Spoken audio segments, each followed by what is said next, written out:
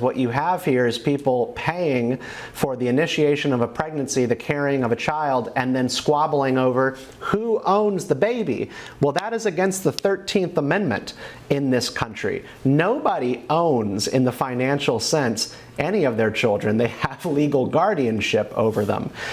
It is against the law. And Weiss has this quote where he says, if a preborn living human being is entitled to legal personhood, it goes without saying that such persons cannot be the subject of bartering or ownership.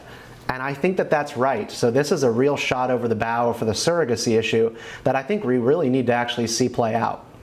Stephen, just sticking with you for 1 second, forget the legalities of it. Just morally, do you believe in surrogacy? Do I believe in it? I have always thought that there were exceptions around the margins where you could make an argument for it. But the more that I have dwelled on this issue over the years, I've come to believe that we might need to draw a hard line in the sand and prohibit surrogacy, particularly because of the issue of surrogacy and birth tourism, where we have Chinese nationals and elites coming to the U.S. and taking advantage of our own poor women across this country to have them carry children, and then we have American elites going to Central and South America and taking advantage of poor people south of the border to carry babies that they don't want to carry. I think it is going to get out of control, if not already. Okay, Mally, what's your take on surrogacy? This is, if you don't mind me saying, of course, you talk about it a lot on the show. You're a gay man. Gay men are quite, of course, surrogacy is one of the options. They can acquire childs between them, adoption as well. Do you believe in surrogacy morally and then legally as well, this case in Florida? Just your opinions on both those questions.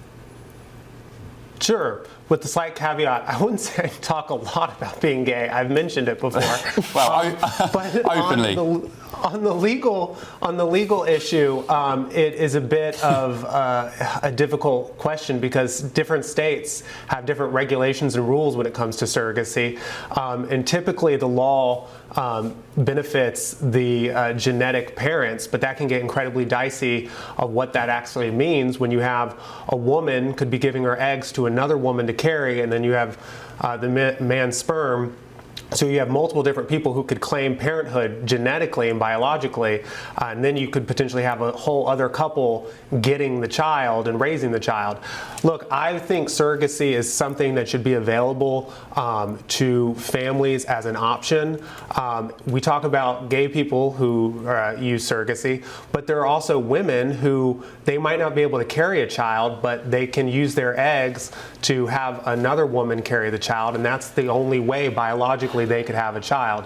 But I would say I do agree with Stephen that there are ethical implications here, and I think there are moral implications of the fact that there is birth tourism, both on the Chinese side and the U.S., and then also rich folks in the United States taking advantage of poor women in other countries. But for me, banning it entirely because there are those abuses is a bit like taking a sledgehammer, when I think we can try to root out those abuses without removing something that helps a lot of couples have children, especially when you have conservatives both in the United States and in the UK and Europe worried about declining birth rates.